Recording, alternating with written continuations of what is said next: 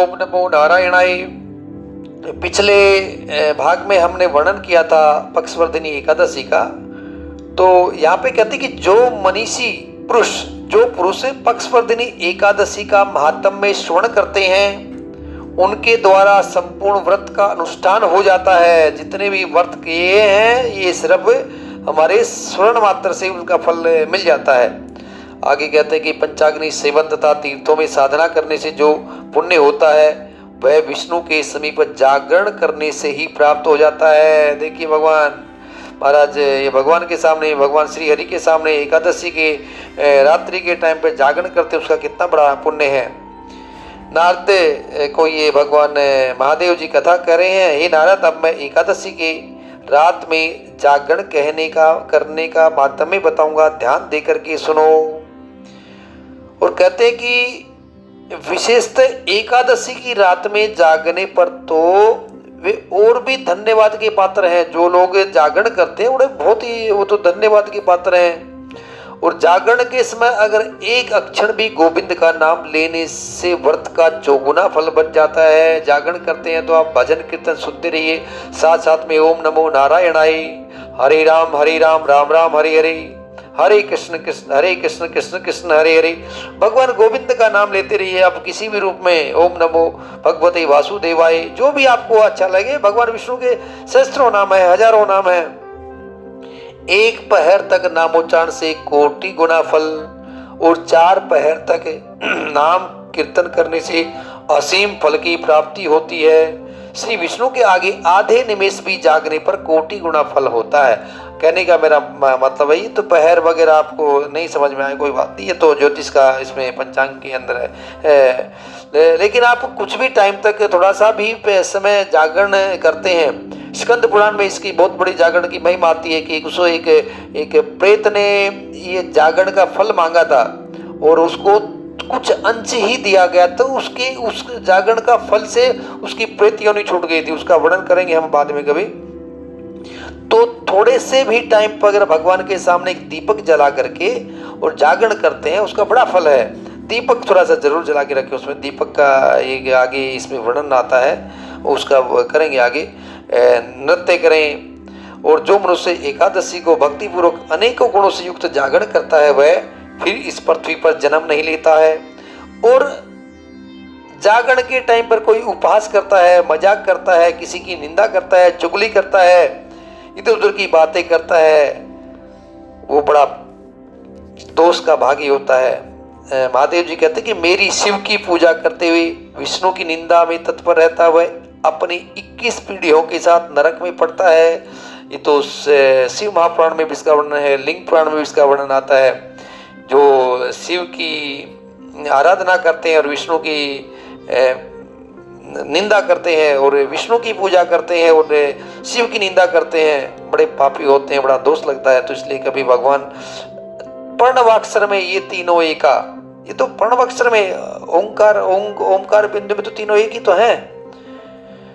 दोनों एक ही मूर्ति की 2 झांकियों के समान स्थित है, तो किसी प्रकार भी इनकी निंदा नहीं करनी चाहिए। यदि जागरण के समय पुराण की कथा बांसने वाला कोई न हो तो नाच गान कराना चाहिए।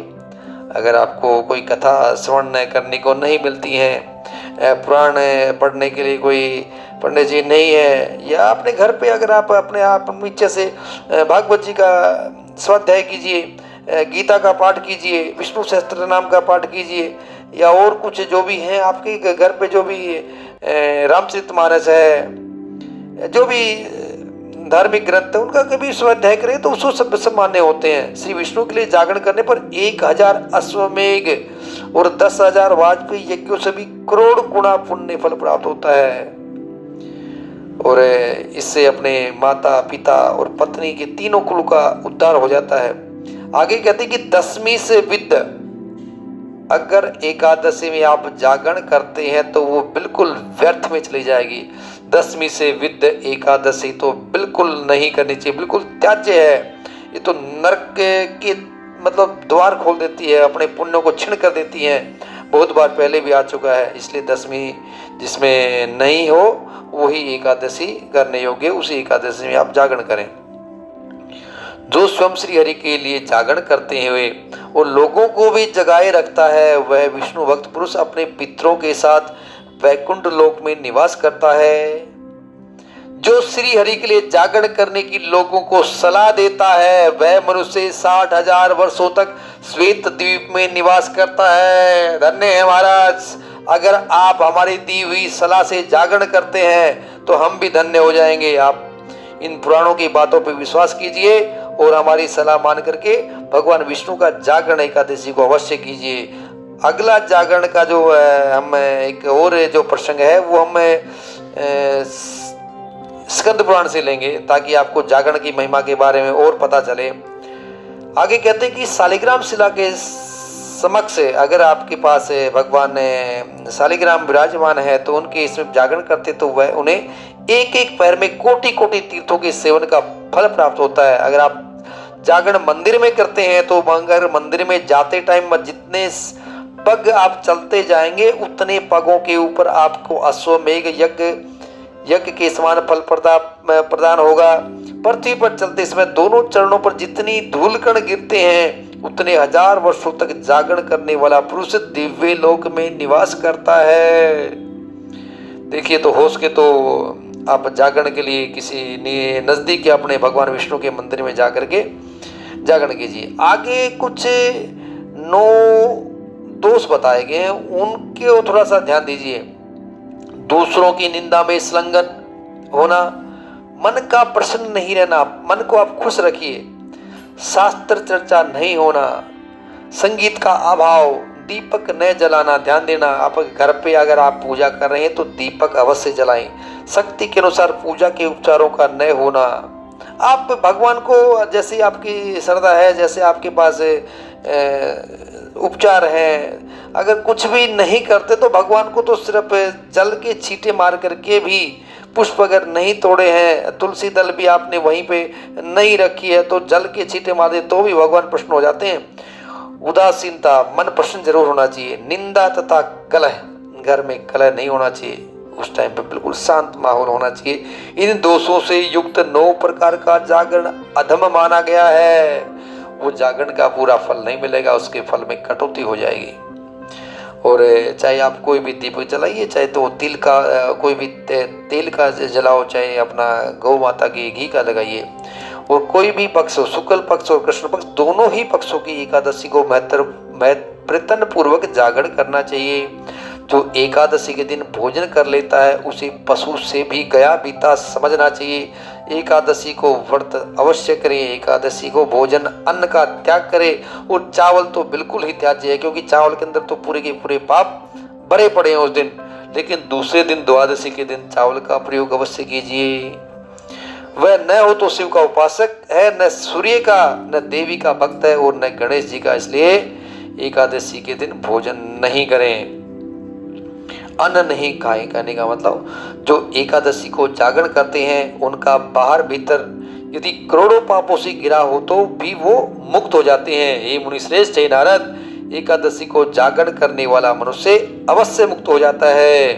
रात को जागरण के टाइम पे, समय पे वासुदेव के समक्ष जागरण में प्रसन्नचित्त होते हुए, ताली बजाते हुए, नृत्य करते हुए और श्री कृष्ण भगवान का चरित्र का पाठ करो। कुछ भी अपना भगवान के नामों का उच्चारण करो। हरे राम राम राम हरे हरे, हरे कृष्ण कृष्ण कृष्ण हरे हरे। जो शांत से श्री हरि को धूप आरती दिखाते हैं, रात में जागरण करता है, वह 7 द्वीपों का अधिपति होता है। आज जो सुख भोग रहे हो, आज जो दुख भोग रहे हैं हम, पिछले जन्मों के कर्मों का आज फल मिल रहा है। अगर आज भगवान की पूजा करते हैं, रात्रि में जागरण करते हैं, वो 7 द्वीपों का अधिपति राजा बना देगा। और पता नहीं कौन से कल्प में बनाएगा और किस समय बनाएगा, ये तो नहीं बोल सकते। लेकिन ये पद्म पुराण में महादेव जी नारद को बता रहे हैं बातें। ब्रह्म हत्या के समान जो कोई भी पाप हो वह सब श्री कृष्ण के प्रति जागरण करने पर नष्ट हो जाता है। ये ब्रह्म हत्या वाला पाप है क्या, ये तो बताया नहीं अभी तक, हमने बताएंगे, चिंता मत कीजिए। हम पूरा आपको धीरे धीरे करके पूरी जानकारी देते रहेंगे, आप हमारे साथ में बने रहिए। आगे कहते हैं कि जहाँ भगवान के लिए जागरण किया जाता है वहाँ सभी तीर्थ निवास करते हैं। इस प्रकार जागरण करके श्री महाविष्णु की पूजा करें और द्वादशी को अपनी शक्ति के अनुसार कुछ वैष्णव पुरुषों को निमंत्रित करके उनके साथ बैठ करके पारण करें। पारण सुबह द्वादशी के दिन अपने व्रत का पारण करें और जब द्वादशी को सदा पवित्र और मोक्षदायी समझना चाहिए, उस दिन प्रातः स्नान करके श्री हरि की पूजा करें और उन्हें निमांकित मंत्र पढ़ करके अपना व्रत समर्पित करें। हे केशव, मैं अज्ञान रूपी रतनद्वय से अंधा हो रहा हूँ, आप इस व्रत से प्रसन्न हो और प्रसन्न होकर के मुझे ज्ञान दृष्टि प्रदान करें। अज्ञान तिमिरांधस्य वर्तेनानेन केशव प्रसिद्धे सुमुखो भूत्वा ज्ञान दृष्टि प्रदो भवे। तो जैसा उसके तो अपना समय के अनुसार, आजकल तो पाण का समय है, वो अपने जो गुरु परंपरा के जो आजकल व्हाट्सएप है, सोशल मीडिया पे है, वहाँ पे गुरु परंपरा, ध्यान दीजिए, गुरु परंपरा को ही फॉलो करें। आप अनजान व्यक्ति के बताए अनुसार उसको पाठ न करें। यदि दिन में पाण के समय थोड़ी सी भी द्वादशी ने हो तो मुक्ति कामी पुरुष को रात को ही पिछले पहर में पारण कर लेना चाहिए। ऐसे समय में रात्रि को भोजन करने का दोष नहीं लगता। देखिए ये बात यहाँ पे क्यों बोली, क्योंकि कहीं की ऐसा वर्णन आता है कि त्रयोदशी को पारण नहीं करना चाहिए। तो जहाँ पर भी अगर थोड़े से समय के लिए भी बीच में द्वादशी मिल रही है तो पारण कर लेना चाहिए, क्योंकि फिर त्रयोदशी लग जाती, तो उसके हिसाब से ऐसा वर्णन किया हुआ है। एकादशी देवी सब पुण्यों से अधिक है तथा वह सर्वदा मोक्ष देने वाली है। यह माध्यम जो मैंने तुम्हें बताया है सत्य है, सत्य है, सत्य है। ये महादेव जी ठोक करके कह रहे हैं नारद को, ये बिल्कुल जो माध्यम में जो मैंने बताया है आप विश्वास कीजिए, बिल्कुल सत्य है। और द्वादशी को किया हुआ सारा दान सफल हो जाता है। तो द्वादशी भी देखिए भगवान विष्णु के लिए जो एकादशी जैसे प्रिय है, वैसे द्वादशी भी प्रिय है। फिर एक शिव महापुराण में एक वर्णन आता है जो जहाँ पे दानों का वर्णन है कि कौन से महीने में किस प्रकार का कौन सा दान देना चाहिए। 12 महीनों में 12 दानों का वर्णन आता है।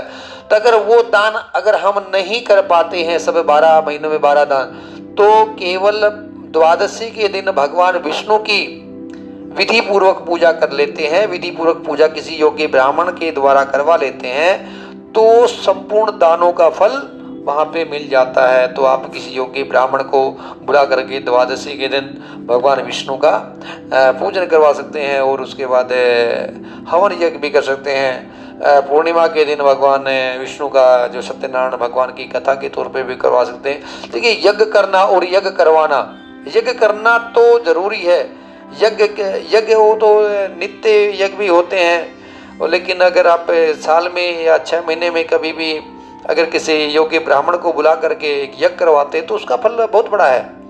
तो उसके तो ऐसा भी आप कर सकते हैं, क्योंकि ब्राह्मण को उसमें यज्ञ करने और करवाने का दोनों उसका देखिए उसको एक कर्म करने को मिल जाता है उसमें। तो इस प्रकार से यज्ञ का भी फल आप उसके तो उसको भी लें। ओम नमो नारायणाय।